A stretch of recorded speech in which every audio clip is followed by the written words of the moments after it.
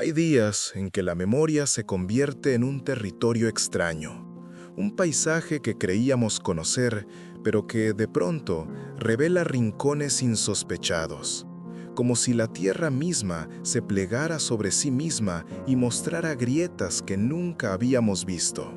Ese martes de octubre fue uno de esos días para mí. La casa de mi abuelo había permanecido cerrada durante casi 2 años. Después de su funeral, nadie había tenido el valor de entrar realmente, de abrir los armarios, de tocar sus cosas. Todos habíamos estado allí, por supuesto, caminando entre las habitaciones con la cautela de quien visita un museo, pero nadie había tocado nada. Era como si temiéramos despertar algo, alterar un orden invisible que él había dejado suspendido en el aire. Yo fui el que finalmente aceptó la tarea. Quizás porque era el menor de los nietos, o porque siempre había tenido con él una relación particular, hecha más de silencios compartidos que de palabras. O tal vez simplemente porque los demás tenían sus propias vidas, sus propias ocupaciones. Y yo, en ese momento de mi existencia, flotaba en una especie de limbo profesional y emocional que hacía que tuviera tiempo de sobra. Llegué un martes por la mañana. El cielo estaba cubierto de nubes grises que no amenazaban lluvia, pero que tampoco prometían claridad. Esa luz difusa, casi líquida, que hace que todo parezca estar bajo el agua. La llave giró en la cerradura con un clic sordo, como si la casa misma hubiera estado conteniendo la respiración y ahora finalmente pudiera exhalar. El olor me golpeó primero. No era desagradable, solo antiguo. Una mezcla de madera vieja, papel guardado durante décadas y algo más que no podría definir con precisión. Tal vez el olor del tiempo mismo, ese aroma particular que tienen los lugares donde la vida se ha detenido, pero no se ha ido del todo. Las partículas de polvo flotaban en los escasos rayos de luz que se filtraban entre las cortinas cerradas, moviéndose con una lentitud hipnótica, como si el aire mismo se hubiera vuelto espeso. Caminé por la sala. Mis pasos sobre el suelo de madera producían crujidos que resonaban en el silencio de manera casi obscena. Los muebles estaban cubiertos con sábanas blancas, como fantasmas domésticos, como recuerdos envueltos para protegerlos del olvido o quizás para protegernos a nosotros de ellos. Había algo teatral en toda la escena, algo que me hacía sentir como un intruso en mi propia historia familiar. El estudio de mi abuelo estaba al fondo del pasillo. Era su santuario, el lugar donde pasaba horas leyendo, escribiendo cartas que nunca enviaba, o simplemente mirando por la ventana hacia el jardín que se había vuelto salvaje con el paso de los años. La puerta estaba entreabierta, y al empujarla, las bisagras gimieron con un sonido que parecía más una advertencia que una queja. La habitación olía más intensamente a papel viejo y a tinta. Las estanterías cubrían 3 de las 4 paredes, repletas de libros con lomos desgastados, algunos en español, otros en inglés, unos pocos en francés. Mi abuelo había sido un hombre culto, callado, de esos que prefieren la compañía de los libros a la de las personas. Yo había heredado algo de eso, ese gusto por la soledad, que no es realmente soledad, sino una forma distinta de compañía. Me acerqué al escritorio. Era de roble macizo, con cajones a ambos lados y una superficie amplia sobre la que descansaban un secante verde oscuro, un tintero de cristal vacío y una lámpara de bronce con pantalla de cristal verde. Todo estaba cubierto por una fina capa de polvo que registraba el paso del tiempo con la precisión de un reloj. Comencé a abrir los cajones sin un propósito claro, movido más por la curiosidad que por la necesidad de ordenar o clasificar. Había facturas antiguas, recibos amarillentos, fotografías en blanco y negro de personas que no reconocía, plumas que ya no servían, clips oxidados. La arqueología doméstica de una vida completa. Fue en el último cajón del lado derecho donde la encontré. No estaba en la superficie, entre los demás papeles, sino debajo del fondo falso que descubrí por accidente al presionar demasiado fuerte contra la madera. Algo se dio con un clic suave y una pequeña sección del fondo se levantó ligeramente, revelando un espacio oculto de apenas 2 o 3 centímetros de profundidad. Allí, en ese escondite secreto, había un sobre amarillento. Estaba cerrado, sellado con lacre rojo que se había agrietado con el tiempo, pero que aún mantenía la impresión de un sello que no pude identificar. No había ningún nombre en el exterior, ninguna dirección, ninguna indicación de destinatario o remitente. Solo el papel envejecido y el sello roto. Lo sostuve entre mis manos durante varios minutos. Había algo inquietante en su peso, en su textura. Era como si el sobre mismo emanara una especie de gravedad, una densidad que no correspondía con su tamaño físico. Sentí una extraña resistencia a abrirlo, como si al hacerlo fuera a cruzar un umbral del que no podría regresar. La luz de la tarde comenzaba a declinar. Las sombras en el estudio se alargaban, trepando por las paredes como enredaderas oscuras. Me senté en la vieja silla de cuero de mi abuelo, y por un momento tuve la sensación vertiginosa de que no era yo quien estaba sentado allí, sino él, mirándome desde algún punto indefinible del tiempo. Deslicé un dedo bajo el borde del sobre y lo abrí lentamente. El papel crujió con ese sonido particular que tienen los documentos antiguos, como si protestaran contra la luz después de tanto tiempo en la oscuridad. Dentro había varias hojas dobladas, escritas a mano con tinta azul que se había desvanecido ligeramente pero que aún era legible. La caligrafía era cuidadosa, elegante, ligeramente inclinada hacia la derecha. Reconocí en ella ciertos rasgos de la escritura de mi abuelo, pero había algo distinto también, algo más juvenil quizás, o simplemente algo que pertenecía a una época diferente de su vida. Desdoblé las hojas con cuidado, consciente de su fragilidad, y comencé a leer. Las primeras líneas eran extrañas, crípticas. No había saludo ni fecha, simplemente comenzaba, como si fuera la continuación de algo que ya se había empezado a decir. El problema de recordar es que nunca estamos seguros de qué es lo que realmente recordamos. ¿Son imágenes verdaderas o reconstrucciones que hemos ido elaborando con el tiempo, como un artista que retoca incansablemente el mismo cuadro hasta que la imagen original desaparece por completo? Leí esas palabras varias veces. Había en ellas algo profundamente familiar, como si alguien estuviera articulando pensamientos que yo mismo había tenido, pero nunca había logrado expresar con claridad. Me acomodé en la silla, sintiendo el frío del cuero a través de mi camisa, y continué leyendo con una mezcla de curiosidad y aprensión. Hay una casa junto al río. O tal vez hubo. O tal vez la habrá. El tiempo se confunde cuando uno envejece. Los verbos pierden su conjugación precisa y todo sucede en un presente perpetuo que es también pasado y también futuro.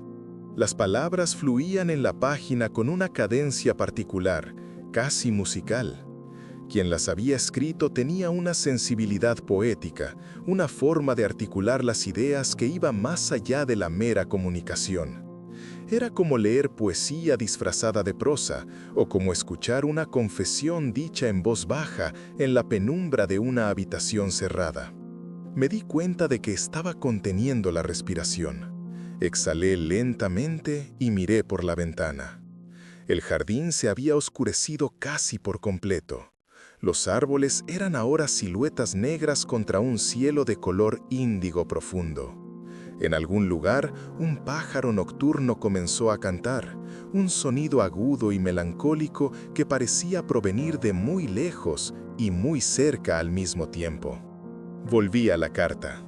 Las siguientes páginas describían escenas, fragmentos de recuerdos que parecían inconexos al principio, pero que gradualmente comenzaban a formar un patrón, como piezas de un rompecabezas que lentamente revelan la imagen completa. Había referencias a lugares que me resultaban vagamente familiares: una casa con un porche de madera, un río con piedras lisas, un árbol enorme con ramas que formaban una especie de catedral natural.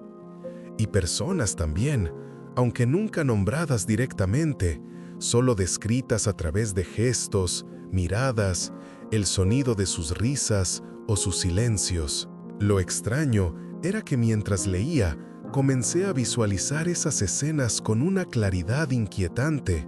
No era simplemente imaginación, era como si estuviera recordando, como si esas imágenes hubieran estado siempre en algún lugar de mi mente, esperando ser convocadas. Pero eso era imposible. Yo nunca había estado en los lugares que la carta describía. No conocía a las personas que aparecían en esas páginas. O eso creía. La noche había caído por completo.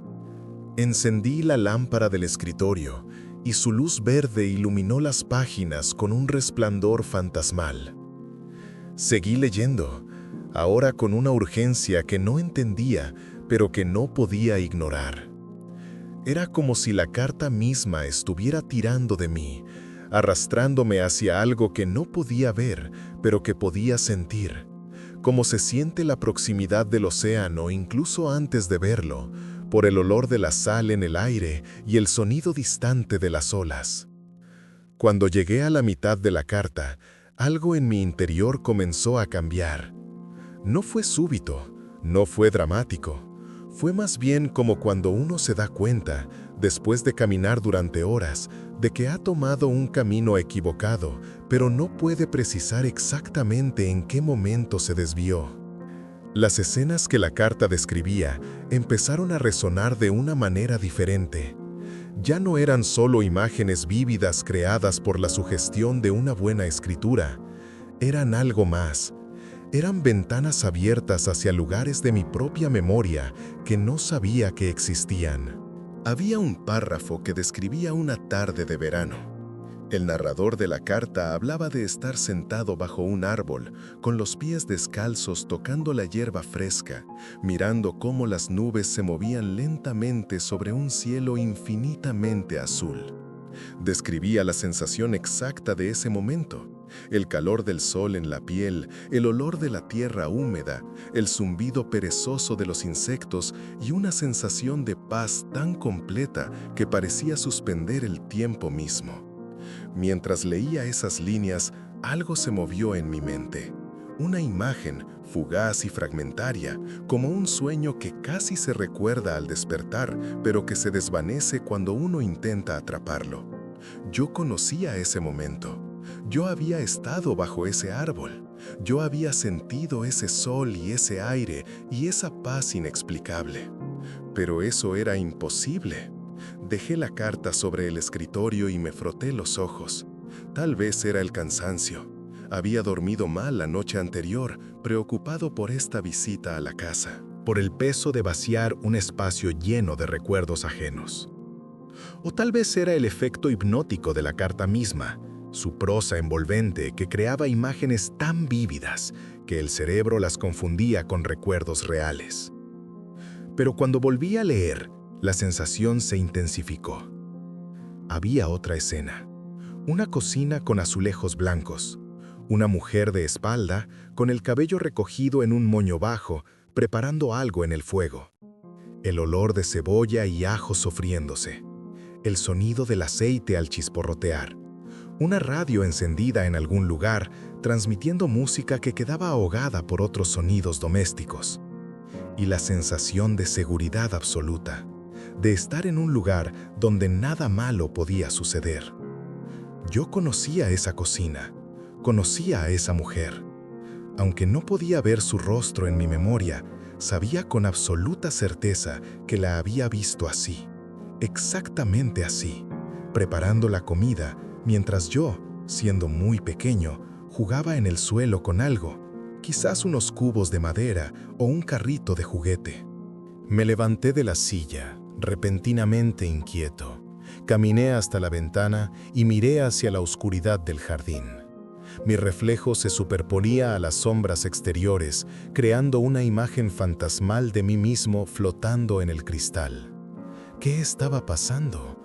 ¿Cómo podía una carta escrita por mi abuelo o por quien fuera contener recuerdos que parecían míos? Tal vez no eran mis recuerdos, tal vez eran los suyos, y la familiaridad que sentía era simplemente el resultado de haber crecido escuchando sus historias, de haber absorbido su pasado hasta el punto de confundirlo con el mío propio. Las familias hacen eso, tejen sus narrativas de tal manera que las experiencias de uno se convierten en el patrimonio de todos. Pero eso tampoco tenía sentido. Mi abuelo nunca había sido de los que contaban historias. Era un hombre silencioso, reservado. En toda mi infancia y adolescencia apenas había hablado de su pasado. Lo poco que sabía de su vida venía de mi abuela o de mi madre. Relatos fragmentarios y siempre incompletos, como si hubiera secciones enteras de su biografía que estuvieran deliberadamente en blanco. Volví al escritorio. La carta seguía allí, esperando, las páginas ligeramente onduladas por la humedad de décadas encerradas en ese cajón secreto. Había algo casi orgánico en ellas, como si fueran la piel seca de algún animal pequeño o las alas de una polilla antigua.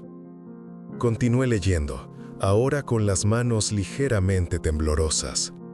El siguiente fragmento hablaba de una despedida, una estación de tren, el ruido ensordecedor de las locomotoras, el olor a carbón y a vapor, y una figura que se alejaba, que se hacía cada vez más pequeña en el andén mientras el tren comenzaba a moverse. Había dolor en esa descripción, un dolor tan palpable que atravesaba las palabras y se alojaba directamente en el pecho. Hay despedidas que no se dicen. Hay palabras que se quedan atrapadas en la garganta como pájaros enjaulados, y cuando finalmente las liberamos, ya es demasiado tarde. La persona se ha ido y nuestras voces se pierden en el aire vacío. Sentí un nudo en mi propia garganta al leer eso, y con el nudo vino una imagen, clara y dolorosa. Yo en una estación, yo viendo a alguien irse, yo sin poder hablar, sin poder moverme, paralizado por algo que era más grande que el miedo, algo que era pura pérdida solidificada. ¿Cuándo había sido eso? ¿Había sido alguna vez? Revisé mi memoria como quien busca en un archivero desordenado. Había viajado en tren, por supuesto. Había estado en estaciones. Había dicho adiós a personas. Pero ninguna de esas experiencias concordaba exactamente con lo que la carta describía. Y, sin embargo, la escena se sentía profundamente verdadera, más real que muchos de mis recuerdos conscientes. Las páginas siguientes se volvían más fragmentarias, como si el autor estuviera luchando por mantener la coherencia narrativa. Había saltos temporales, cambios abruptos de escena, una habitación oscura, una conversación escuchada a través de una pared, el tacto de una mano fría, el sabor metálico del miedo en la boca. Y siempre, siempre, esa sensación de estar recordando algo que al mismo tiempo se estaba olvidando, como si memoria y olvido fueran procesos simultáneos e inseparables. ¿Qué queda de nosotros cuando la memoria falla? ¿Somos la suma de lo que recordamos o la suma de lo que olvidamos? Y si alguien más recuerda por nosotros, si alguien guarda nuestras experiencias en palabras escritas, ¿seguimos existiendo de alguna manera en esas páginas? Esas preguntas me golpearon con una fuerza inesperada. Pensé en mi abuelo, en cómo había pasado sus últimos años en silencio, como si ya no tuviera nada que decir, o como si las palabras hubieran perdido su capacidad para contener significado. Pensé en las tardes que había pasado con él, sentado en este mismo estudio, mientras él leía y yo fingía leer, ambos envueltos en un silencio que era cómodo y terrible a la vez. Nunca había pensado que él pudiera estar sufriendo por dentro, que su silencio fuera una forma de contener algo demasiado grande o demasiado doloroso para ser expresado. Siempre había asumido que su quietud era solo eso, quietud, no un grito ahogado. La carta continuaba. Ahora hablaba de una casa que se desmoronaba. No literalmente, sino de esa manera en que las casas se deshacen cuando ya no hay quien las habite realmente, cuando se convierten en estructuras vacías, llenas solo de objetos que ya no tienen propósito ni significado. Los muebles permanecen en sus lugares, pero ya no son más que formas. La silla donde alguien se sentaba cada tarde ya no es el trono de nadie. La mesa donde se compartían comidas ya no es un altar de comunión. Todo se vuelve simplemente madera, metal, tela. Los objetos pierden su alma cuando pierden su uso. Miré alrededor del estudio. Cada objeto allí había tenido un significado para mi abuelo. El tintero, las plumas, los libros cuidadosamente ordenados, la lámpara con su luz verde. Todos habían sido parte de sus rituales diarios, de la arquitectura invisible de su vida cotidiana. Y ahora eran solo cosas, esperando ser empacadas, donadas, descartadas. ¿Qué pasaría con esta carta cuando terminara de leerla? ¿Debía guardarla? ¿Mostrársela a alguien? ¿O debía devolverla a su escondite? ¿Dejar que siguiera durmiendo su sueño secreto en el cajón falso del escritorio?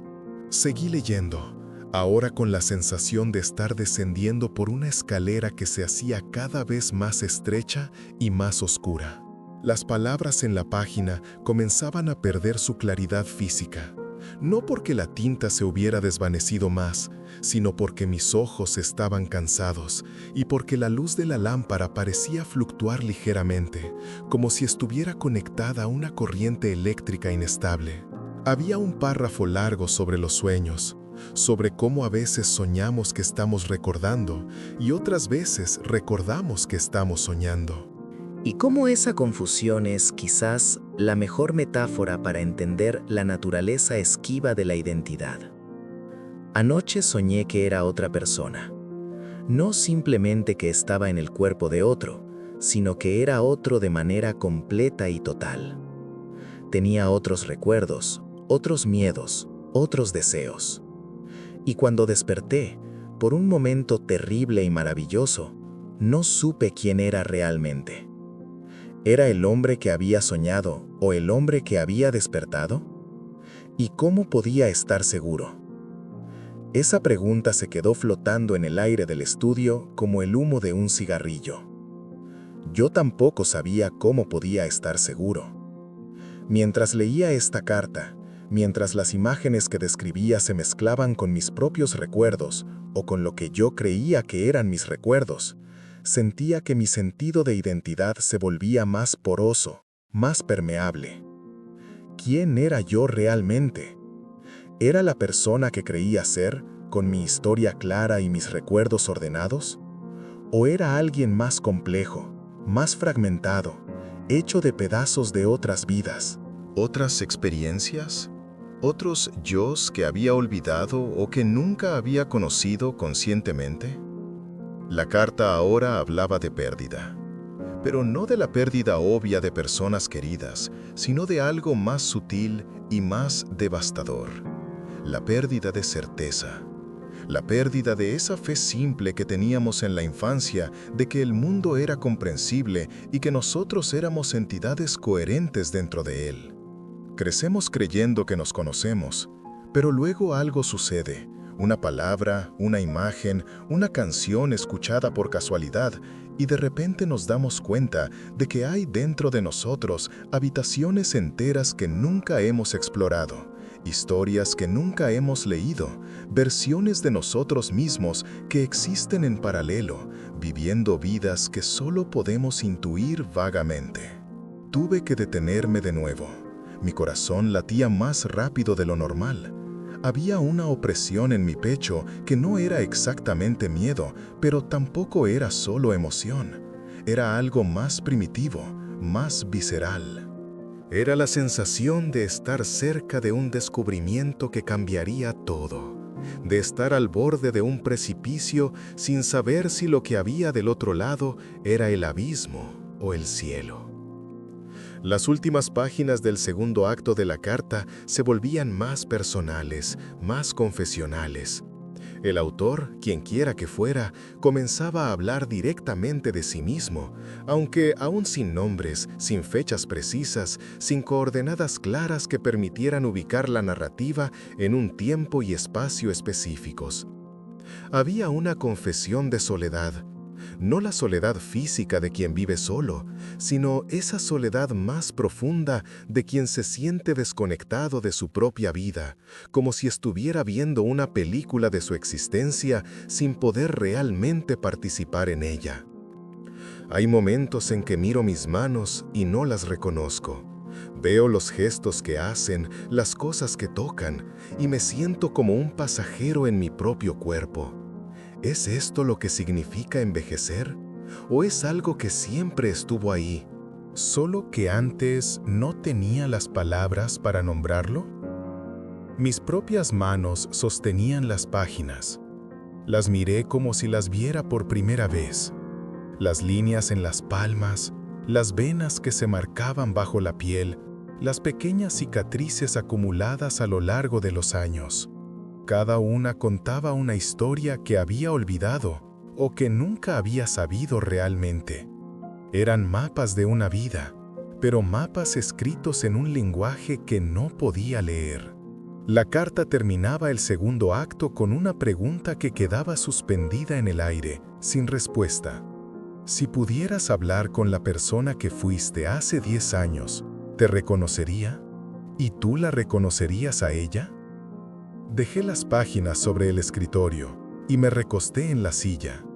El cuero crujió bajo mi peso. Afuera, el mundo había desaparecido por completo en la oscuridad. Solo quedaba este círculo de luz verde proyectado por la lámpara, este pequeño universo contenido en el estudio de un hombre muerto. No sabía cuánto tiempo había pasado. Podían ser minutos u horas. El tiempo había perdido su textura normal, se había vuelto elástico y engañoso. Sabía que debía continuar leyendo, que quedaba una última sección de la carta, pero por un momento necesité simplemente estar allí, en ese espacio liminal entre el descubrimiento y la revelación, antes de dar el último paso. Cuando finalmente me animé a tomar las últimas páginas de la carta, noté que mi respiración se había vuelto más lenta, más profunda.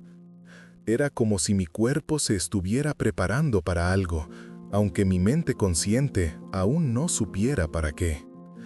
La caligrafía en estas páginas finales era ligeramente diferente, no peor, no menos cuidadosa, pero sí más urgente. Las letras se inclinaban un poco más, las líneas estaban más juntas. Quien había escrito esto lo había hecho con una intensidad distinta, con la necesidad de terminar antes de que algo sucediera, antes de que el tiempo o el coraje se agotaran. He estado escribiendo esta carta durante meses, tal vez años, ya no estoy seguro. La comienzo, la dejo, la retomo. Cada vez que vuelvo a ella soy una persona ligeramente diferente. Y eso cambia el tono, cambia el significado de lo que intento decir. Había algo profundamente conmovedor en esa confesión. La imagen de alguien volviendo una y otra vez al mismo texto, tratando de capturar algo esquivo, algo que se transformaba cada vez que intentaba atraparlo. La pregunta que me ha perseguido toda la vida es simple y terrible.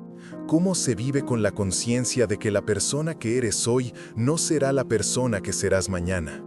¿Cómo construyes algo duradero sobre un fundamento que está constantemente cambiando? Mientras leía eso, comencé a entender. No completamente, no de manera clara y articulada, pero sí de esa forma intuitiva en que comprendemos las cosas. Esta carta no era simplemente un texto encontrado al azar, era algo más. Era un mensaje dejado deliberadamente, escondido para ser encontrado en el momento preciso. La siguiente sección describía el proceso de escribir la carta misma. El autor hablaba de cómo cada palabra era una lucha, no contra la falta de vocabulario, sino contra la inadecuación fundamental del lenguaje para capturar la experiencia vivida. Las palabras son redes.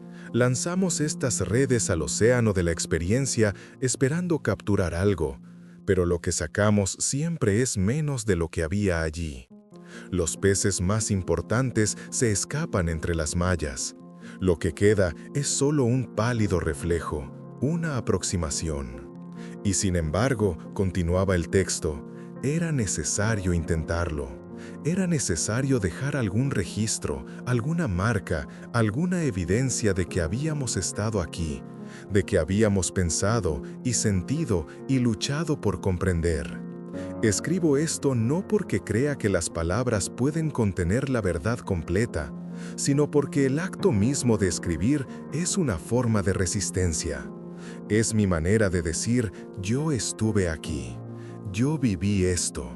Aunque todo lo demás se desvanezca, estas palabras permanecerán, al menos por un tiempo, como las huellas en la arena antes de que la marea las borre. Había llegado a la penúltima página. Mi pulso se había acelerado. Sentía que estaba a punto de llegar al núcleo de todo, al centro secreto alrededor del cual toda la carta había estado girando. Y entonces lo vi. Un párrafo que parecía dirigirse directamente a mí. Si estás leyendo esto, significa que finalmente te encontraste a ti mismo. O más precisamente, significa que yo, que soy tú, finalmente tuve el valor de dejar este mensaje donde sabía que lo encontrarías, en el lugar que ambos conocemos, en la casa que siempre volvemos, aunque hayamos jurado no hacerlo. El mundo se detuvo. Literalmente sentí como si todo movimiento se hubiera congelado, como si el tiempo mismo se hubiera solidificado alrededor de mí. Esta carta es para ti, porque eres el único que puede leerla realmente. Otros podrían ver las palabras, pero no verían lo que hay detrás de ellas. Lo que está escrito en el espacio entre las líneas. Solo tú puedes ver eso, porque solo tú conoces la historia completa, aunque no lo recuerdes conscientemente. Las manos me temblaban ahora de manera visible, las páginas se agitaban ligeramente con el movimiento. Sé que esto debe ser confuso, sé que estás tratando de encontrar una explicación lógica. Tal vez piensas que esta carta la escribió el abuelo o alguien más de la familia. Tal vez piensas que es una coincidencia, que las resonancias que sientes son solo el resultado de compartir genes y ambiente familiar. Era exactamente lo que había estado pensando, exactamente. Pero en el fondo, sabes la verdad, aunque te asuste admitirla. Esta carta la escribiste tú. Hace muchos años, cuando eras más joven y más valiente, cuando aún creías que era posible capturar la experiencia en palabras. La escribiste y la escondiste aquí, sabiendo que algún día, cuando la necesitaras, volverías y la encontrarías. No, eso era imposible. Yo no recordaba haber escrito esto. Yo no recordaba haber estado en esta casa hace años. Mi abuelo seguía vivo entonces. Yo no tenía acceso libre a su estudio. La memoria es selectiva. Olvidamos lo que nos duele recordar.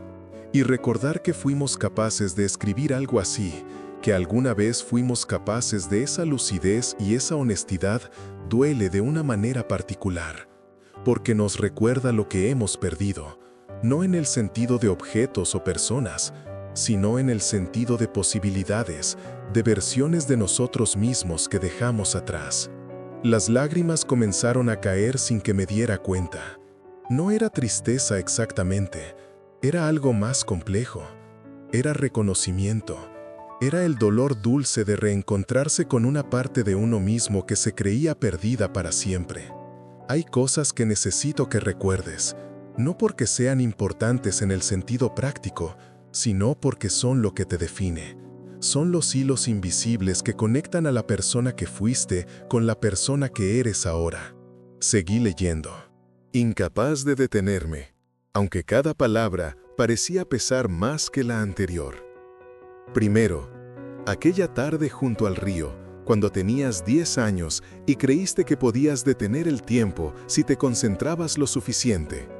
Te sentaste bajo el sauce y cerraste los ojos, y por un instante perfecto, lo lograste. El mundo se detuvo. El sonido del agua, el viento en las hojas, todo se congeló en un momento de claridad absoluta. Y supiste entonces algo que luego olvidarías, que la eternidad no es duración, sino intensidad. La imagen me golpeó con la fuerza de una ola. El sauce, el río, mis piernas desnudas contra la hierba, el sol caliente en los párpados cerrados, y esa sensación, esa certeza infantil de haber tocado algo sagrado, algo más real que la realidad cotidiana. ¿Cómo había podido olvidar eso? Segundo, la cocina de tu abuela, el olor del sofrito, la radio, tú jugando en el suelo con un camión rojo que tenía una rueda rota. Ella cantaba en voz baja, desafinada pero feliz. Y tú pensaste que así debía ser el paraíso, un lugar donde alguien cocina y canta y tú estás seguro, completamente, absolutamente seguro.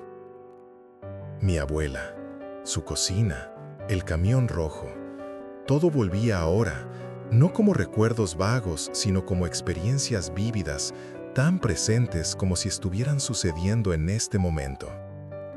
Tercero, la estación de tren. Tenías 17 años, te ibas a estudiar a otra ciudad. Tu madre se quedó en el andén y cuando el tren comenzó a moverse, alzó la mano para despedirse. Solo eso, un gesto simple, pero tú viste en ese gesto toda la historia de tu infancia, todo el amor que nunca se había dicho con palabras porque no hacía falta, y supiste que estabas dejando algo atrás que nunca podrías recuperar completamente. Las lágrimas caían ahora libremente. Sí, esa despedida, ese momento preciso en que la infancia termina no con un portazo, sino con un gesto suave de una mano en el aire. Lo había olvidado porque recordarlo era demasiado doloroso. Porque ese momento marcó el principio de una separación que nunca terminaría realmente. Escribo esto porque necesito que sepas algo esencial. No has perdido nada. Todo lo que has vivido, cada momento de claridad y de dolor, cada instante de belleza y de miedo, sigue vivo dentro de ti. No en tu memoria consciente quizás, pero en algún lugar más profundo, en el tejido mismo de quien eres. La carta continuaba, ahora con una urgencia aún mayor. El propósito de esta carta no es hacerte recordar fechas o eventos específicos, es recordarte a ti mismo, es devolverte esa conexión con la persona que fuiste, con todas las versiones de ti que existen simultáneamente en el tiempo, como capas geológicas de identidad. Me limpié los ojos con el dorso de la mano. La tinta, en algunas partes de las últimas páginas, estaba ligeramente corrida, como si alguien más hubiera llorado sobre ellas mientras las escribía, o como si yo hubiera llorado, porque ahora, de manera lenta y terrible y maravillosa, comenzaba a recordar. Había escrito esta carta, hacía mucho tiempo, en un momento de mi vida en que todo parecía estar desmoronándose, cuando había perdido el trabajo que creía que definiría mi carrera, cuando una relación importante había terminado de la manera más dolorosa posible. Había venido a esta casa, a este estudio, mientras mi abuelo dormía una siesta en su habitación. Y había escrito. Había escrito tratando de entender quién era realmente, más allá de las etiquetas externas, más allá de los roles sociales. Había escrito buscando algo sólido dentro de mí mismo, algún núcleo de identidad que no dependiera de circunstancias externas. Y había escondido la carta, deliberadamente, con un propósito. La escondes porque sabes que la olvidarás, porque necesitas olvidarla para poder vivir. No puedes caminar por el mundo con este nivel de autoconciencia constantemente activado. Volverías loco. Así que la guardas aquí, en este lugar secreto, sabiendo que algún día, cuando vuelvas a necesitarla, cuando te sientas perdido otra vez, la encontrarás. Todo tenía sentido ahora. El cajón falso que había descubierto demasiado fácilmente. El sobre colocado exactamente donde mis dedos lo encontrarían. La sensación de inevitabilidad que había acompañado toda esta experiencia. Yo había creado esto para mí mismo. Un mensaje enviado a través del tiempo. Una carta de mi yo pasado a mi yo futuro. Sé que ahora estás asustado. Sé que parte de ti quiere rechazar esto, quiere encontrar una explicación alternativa. Pero mírate en el espejo, hermano. Mírate y reconócete. Tú escribiste esto. Tú eres el que recuerda y el que olvida. Tú eres todas las versiones de ti mismo, pasadas y futuras, existiendo en este momento eterno. El último párrafo estaba escrito con una caligrafía diferente, más grande, más clara, como si el autor, como si yo, hubiera querido asegurarse de que estas palabras finales fueran absolutamente legibles. No tengas miedo de ser múltiple. No tengas miedo de contener contradicciones. La consistencia es una ilusión reconfortante, pero limitante. Eres vasto, contiene multitudes, y está bien no recordar todo. Está bien dejar que algunas versiones de ti descansen en paz mientras otras emergen para enfrentar los desafíos del presente. Vive, siente, escribe cuando necesites escribir. Olvida cuando necesites olvidar.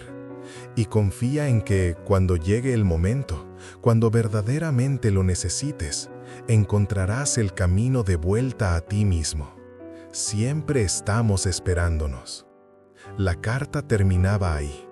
No había firma, no hacía falta. Me quedé sentado en la silla durante mucho tiempo. No sé cuánto exactamente. El reloj en la pared había dejado de funcionar años atrás. Pero sentí como si algo dentro de mí se hubiera reorganizado, como si piezas dispersas hubieran encontrado su lugar. Lentamente, con cuidado casi reverencial, doblé las páginas y las volví a meter en el sobre. Miré el cajón con el fondo falso. Podía devolverla allí. Dejar que esperara para la próxima vez que la necesitara. O para que alguien más la encontrara algún día, si es que esta casa sobrevivía más allá de mí. Pero decidí otra cosa. Me levanté y caminé hasta la estantería. Entre los libros de mi abuelo había uno que siempre me había llamado la atención. Un volumen grueso de poesía, con el lomo gastado y páginas amarillentas. Lo tomé y lo abrí. Las páginas crujieron suavemente. Metí el sobre entre las páginas centrales del libro. Allí estaría seguro. Allí esperaría. Y cuando llegara el momento, si llegaba, yo sabría dónde encontrarlo. O alguien más lo encontraría. Y quizás, solo quizás, reconocería algo de sí mismo en esas palabras. Cerré el libro y lo devolví a su lugar en la estantería. Apagué la lámpara del escritorio. La oscuridad llenó inmediatamente el estudio, pero ya no me pareció amenazante. Era solo oscuridad, el espacio natural donde las cosas descansan antes de volver a ser necesarias. Caminé hacia la puerta. Mis pasos sonaban diferentes ahora, menos inseguros. En el pasillo, la luz de la luna se filtraba a través de una ventana, creando patrones plateados en el suelo. Antes de salir, me volví una última vez hacia el estudio. Desde el umbral, en la penumbra, pude imaginar a todas las personas que habían ocupado ese espacio.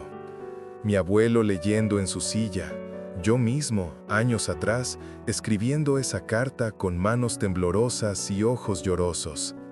Y todas las versiones futuras de mí que algún día podrían volver aquí, buscando algo que no sabían que habían dejado. Cerré la puerta suavemente. Afuera, el aire de la noche era fresco y limpio. Las estrellas brillaban con esa claridad particular que solo tienen lejos de las ciudades. Caminé hasta mi auto, pero antes de subir me detuve un momento, simplemente respirando, sintiendo el peso tranquilizador de la tierra bajo mis pies. Había venido a esta casa para vaciarla, para cerrar un capítulo, para poner en orden los restos de una vida terminada. Y en cambio, había encontrado algo completamente distinto. Había encontrado una puerta hacia mi propia complejidad, un recordatorio de que nunca somos solo una cosa, solo una versión de nosotros mismos. Somos todos los que hemos sido y todos los que seremos. Somos la carta y el lector de la carta. Somos el que recuerda y el que olvida. Y está bien. Está bien ser múltiple. Está bien no tener todas las respuestas. Está bien perderse de vez en cuando, porque el perderse es parte del camino para encontrarse. Subí al auto y encendí el motor. Las luces iluminaron brevemente la fachada de la casa antes de que girara para salir del camino de entrada. En el espejo retrovisor vi la casa desaparecer en la oscuridad, pero ya no me sentí triste por dejarla atrás, porque sabía que no la estaba dejando realmente. Estaba llevándola conmigo, como llevamos todas las casas que habitamos, todos los momentos que vivimos, todas las versiones de nosotros mismos que fuimos alguna vez. La carta seguía allí, esperando, y yo seguía aquí, recordando y olvidando, viviendo y siendo vivido, escribiendo mi historia con cada respiración, con cada latido del corazón. El camino frente a mí se extendía oscuro y desconocido, pero había algo reconfortante en esa oscuridad. Era el espacio de las posibilidades, el territorio donde todo lo que aún no ha sido vivido aguarda pacientemente su turno para emerger a la luz. Conduje lentamente, sin prisa. Las luces del pueblo empezaron a aparecer en la distancia, pequeñas constelaciones terrestres que imitaban las del cielo. Y mientras conducía, sentí algo que no había sentido en mucho tiempo. No era felicidad exactamente, ni paz en el sentido convencional. Era aceptación. Era la comprensión profunda de que la vida no es una línea recta ni un arco perfecto. Es un laberinto de caminos que se bifurcan y se reencuentran, de versiones de nosotros mismos que dialogan a través del tiempo, dejándose mensajes en botellas lanzadas al océano de los años.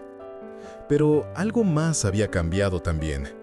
Mientras las luces del pueblo se hacían más brillantes y más cercanas, comencé a recordar otras cosas. No con la claridad fotográfica de los recuerdos evocados por la carta, sino con esa cualidad más difusa que tienen las memorias que han estado enterradas bajo capas de olvido deliberado. Recordé la razón por la que había escrito esa carta. No solo la tristeza o la confusión que había mencionado en el texto, sino algo más profundo. Había sido un momento de crisis existencial, uno de esos puntos de inflexión en la vida donde todo lo que creías saber sobre ti mismo se revela como insuficiente o falso. Tenía 26 años entonces, una edad extraña, suspendida entre la juventud y la madurez verdadera, donde todavía crees que puedes ser cualquier cosa, pero empiezas a sospechar que el tiempo para elegir se está agotando. Había estudiado arquitectura porque mi padre era arquitecto, porque parecía una profesión sólida, respetable, pero cada día que pasaba en una oficina dibujando planos, me sentía más como un impostor. No era que fuera malo en ello, de hecho, era bastante competente, pero la competencia no es pasión, y yo estaba empezando a darme cuenta de que había confundido la capacidad de hacer algo con el deseo de hacerlo. Son cosas diferentes, terriblemente diferentes. Y luego estaba ella. No importa su nombre ahora, lo que importa es que había creído que era el amor de mi vida, esa persona con la que construirías todo, y cuando terminó, Cuando ella me dijo con lágrimas en los ojos que me quería pero que no podía seguir, que algo esencial faltaba entre nosotros, me di cuenta de que ni siquiera sabía quién era yo sin esa relación. Había construido mi identidad alrededor de cosas externas, mi profesión, mi relación, las expectativas de mi familia. Y cuando esas cosas comenzaron a desmoronarse o a revelarse como inadecuadas, me quedé mirando un vacío donde debería haber estado yo. Esa fue la razón de la carta.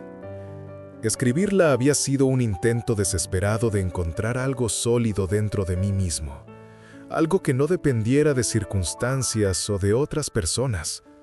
Había buscado en mis recuerdos más tempranos, en esos momentos de la infancia donde todavía no había aprendido a ser quien otros esperaban que fuera. El niño bajo el sauce, el niño en la cocina de su abuela, el adolescente en la estación de tren. Esas versiones de mí habían sido reales de una manera que yo había dejado de ser, no porque fueran más auténticas en algún sentido místico, sino porque habían vivido sin el peso de la autoconciencia constante, sin la necesidad de justificar cada sentimiento, cada deseo. Detuve el auto al borde de la carretera, no porque tuviera que hacerlo, sino porque necesitaba un momento más antes de volver al mundo de las luces y las voces y las responsabilidades cotidianas. Apagué el motor. El silencio que siguió era diferente al silencio de la casa. No era el silencio de las cosas muertas, sino el silencio de las cosas vivas que simplemente están en reposo. Podía escuchar el canto de los grillos, el murmullo distante del viento en los árboles, el latido constante de mi propio corazón. Pensé en mi abuelo, en cómo había vivido sus últimos años en ese silencio que yo había interpretado como resignación o como el vaciamiento natural de la vejez. Pero tal vez había sido otra cosa. Tal vez había sido su manera de habitar ese espacio interno que todos llevamos dentro, ese lugar donde las palabras no alcanzan y donde la identidad se disuelve en algo más grande y más simple. Nunca le había preguntado cómo se sentía al envejecer, al ver cómo su cuerpo se volvía menos confiable, cómo su memoria empezaba a fallar. Había asumido que era doloroso, que era solo pérdida. Pero quizás había también una liberación en ello, una liberación de tener que ser alguien consistente, de tener que mantener una narrativa coherente de tu vida. Tal vez al final, cuando la memoria se fragmenta y el sentido del yo se vuelve más poroso, uno finalmente puede descansar de la carga de ser una persona. Encendí el motor de nuevo. Las luces del tablero brillaron en la oscuridad del interior del auto, pequeños indicadores de sistemas funcionando, de procesos mecánicos llevando a cabo sus tareas asignadas. Todo tan simple, tan directo. Si el motor tuviera conciencia, ¿se preguntaría quién es? ¿Se cuestionaría su propósito? La pregunta era absurda, por supuesto, pero también reveladora.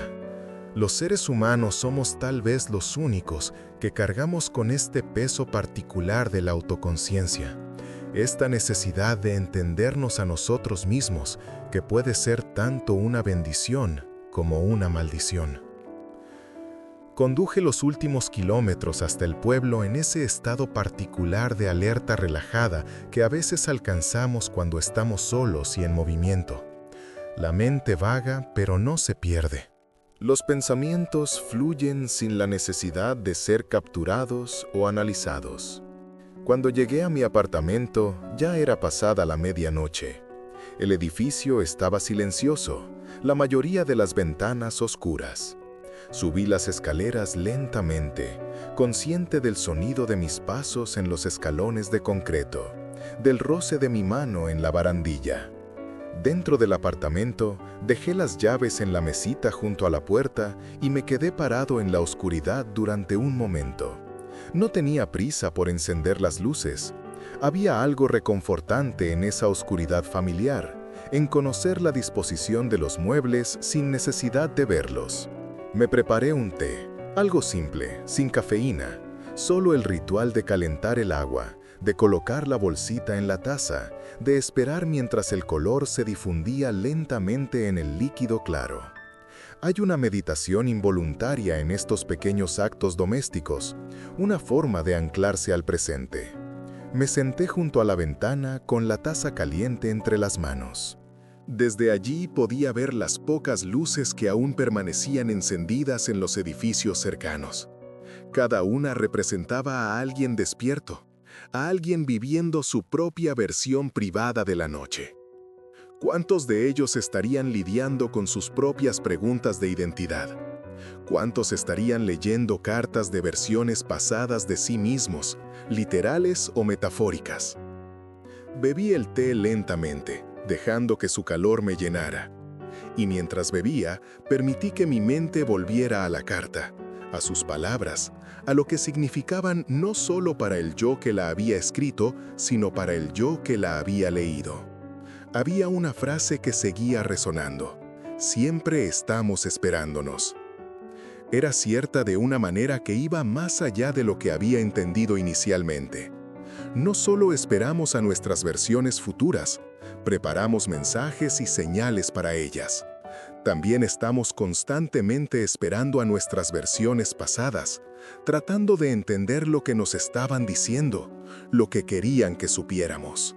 Y en el medio, en este presente perpetuo donde realmente vivimos, somos el punto de encuentro de todos esos yos. Somos la conversación continua entre quien fuimos y quien seremos. Somos el espacio donde la memoria y la anticipación se encuentran y crean algo que llamamos identidad, pero que es más fluido, más dinámico de lo que las palabras pueden capturar. Terminé el té. La taza vacía seguía caliente en mis manos. Me di cuenta de que estaba sonriendo ligeramente, no por alegría, sino por algo más sutil, por reconocimiento tal vez, por gratitud hacia esa versión más joven de mí mismo que había tenido la intuición de crear ese mensaje, de plantar esa semilla en el tiempo.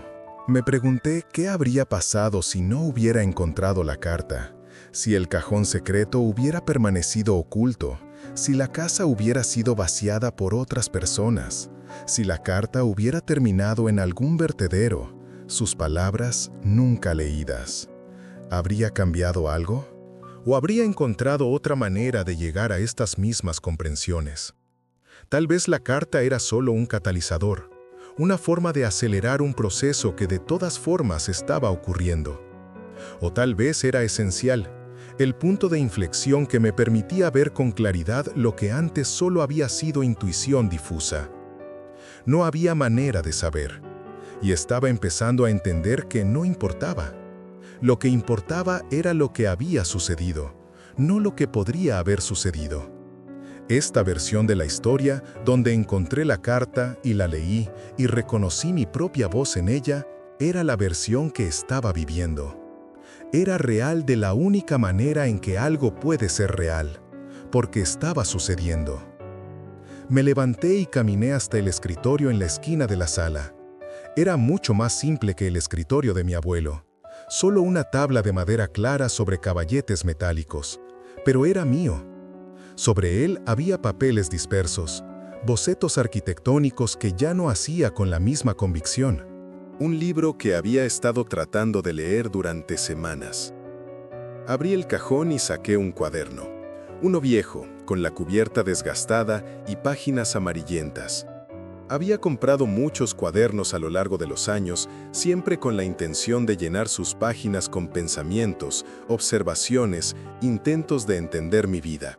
La mayoría permanecían vacíos o apenas comenzados. Pero esta noche sentía la necesidad de escribir.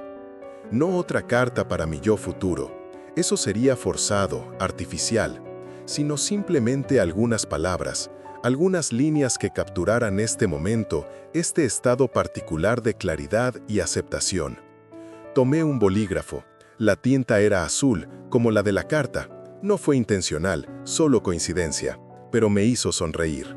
Escribí: Hoy encontré una carta que escribí hace años. No la recordaba, pero al leerla me recordó a mí mismo. No quién era entonces ni quién soy ahora, sino algo más profundo. Me recordó que soy un proceso, no un producto. Que la identidad no es algo que se tiene, sino algo que se hace, constantemente, en el espacio entre el recuerdo y el olvido. Las palabras fluían más fácilmente de lo que esperaba. No eran poéticas o particularmente profundas, pero eran honestas. Eran mi manera de marcar este momento, de crear mi propia versión de un mensaje en una botella. Continué escribiendo. Mi abuelo murió hace 2 años. Hoy entré a su casa por primera vez desde entonces. Pensé que iba a vaciarla, a cerrar ese capítulo. En cambio, encontré algo que me abrió. Es extraño cómo los espacios de los muertos pueden contener vida todavía. No la suya, sino la nuestra, reflejada en los objetos que dejaron, en las ausencias que crearon. Hice una pausa. El bolígrafo descansaba en mi mano como algo vivo, como una extensión de mi pensamiento. Afuera, la noche continuaba su curso silencioso. Un auto pasó por la calle, sus faros creando sombras móviles en las paredes de mi apartamento antes de desaparecer. He vivido los últimos años sintiéndome perdido. No en el sentido dramático de una crisis, sino en ese sentido más sutil de no estar seguro de quién soy o qué quiero. He pensado que era debilidad, que era fracaso, pero tal vez es solo honestidad. Tal vez es el reconocimiento de que la certeza es a menudo solo una máscara que usamos para ocultar la complejidad fundamental de existir. Leí lo que había escrito. No era perfecto. Había frases torpes, ideas no del todo articuladas, pero era mío. Era auténtico de la manera en que pocas cosas en mi vida habían sido auténticas. Cerré el cuaderno. No sabía si volvería a leerlo, si estas palabras esperarían años antes de ser redescubiertas o si simplemente se desvanecerían en el olvido. Y estaba bien. No todo necesita ser preservado. No todo necesita tener un propósito más allá del momento de su creación. Me preparé para dormir. Los rituales de la noche, lavarse los dientes, apagar las luces, cerrar las cortinas. Pequeños actos que marcan la transición entre el día consciente y la noche del sueño, entre quien somos despiertos y quien somos en los sueños. En la cama, en la oscuridad, permití que mi mente vagara una última vez sobre los eventos del día. La casa silenciosa, el estudio polvoriento, el cajón secreto, la carta amarillenta, las palabras que eran mías pero que había olvidado. Y esa sensación de reconocimiento, de reencontrarme con una parte de mí mismo que había dejado atrás. Mañana volvería a la rutina. Habría decisiones que tomar sobre la casa, sobre el trabajo, sobre la dirección de mi vida. Pero esta noche, en este momento suspendido entre el descubrimiento y el olvido, podía simplemente descansar en la comprensión de que no necesitaba tener todas las respuestas. Podía ser múltiple, podía contener contradicciones, podía ser el que recuerda y el que olvida, el que escribe y el que lee, el que busca y el que encuentra. Podía ser todas las versiones de mí mismo, existiendo simultáneamente en este punto imposible que llamamos presente. Y en ese pensamiento, en esa aceptación, finalmente encontré algo parecido a la paz. Cerré los ojos. Las imágenes del día flotaban detrás de mis párpados como fotografías desenfocadas. El estudio verde, las páginas amarillas, la caligrafía inclinada, la luz de la lámpara, el jardín oscuro, las estrellas brillantes. Todo se mezclaba y se disolvía en las primeras etapas del sueño, donde la lógica cede su lugar a algo más antiguo y más verdadero. Antes de dormir completamente, tuve un último pensamiento. No en palabras exactamente, sino en una sensación, una comprensión que era más sentida que pensada. Era esto: la vida no es un problema a resolver, sino un misterio a vivir. Y los mejores misterios no son los que se resuelven, sino los que se profundizan, los que nos llevan más y más adentro hacia el centro inexplicable de lo que significa ser humano. La carta había sido un regalo. No el regalo de respuestas, sino el regalo de mejores preguntas. No la certeza de quién era, sino la libertad de no necesitar saberlo con precisión. Podía vivir en la pregunta. Podía habitar el espacio de la incertidumbre sin miedo, sabiendo que todas las versiones de mí mismo estaban allí, sosteniéndome, esperándome, siendo yo en diferentes momentos del tiempo infinito. Dormí, y en mis sueños caminaba por la casa de mi abuelo, pero era diferente. Las habitaciones se multiplicaban, se extendían en direcciones imposibles, y en cada habitación había una versión diferente de mí mismo. Algunos más jóvenes, algunos más viejos, algunos en momentos de alegría, otros en momentos de dolor. Y todos estábamos conectados, todos éramos parte de la misma conversación que se extendía hacia atrás y hacia adelante en el tiempo, sin principio ni fin, solo el flujo continuo de la existencia consciente de sí misma.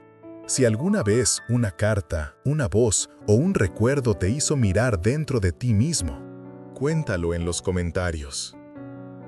A veces, compartir lo que callamos también nos libera. Y si quieres seguir acompañándome en más relatos como este, suscríbete al canal.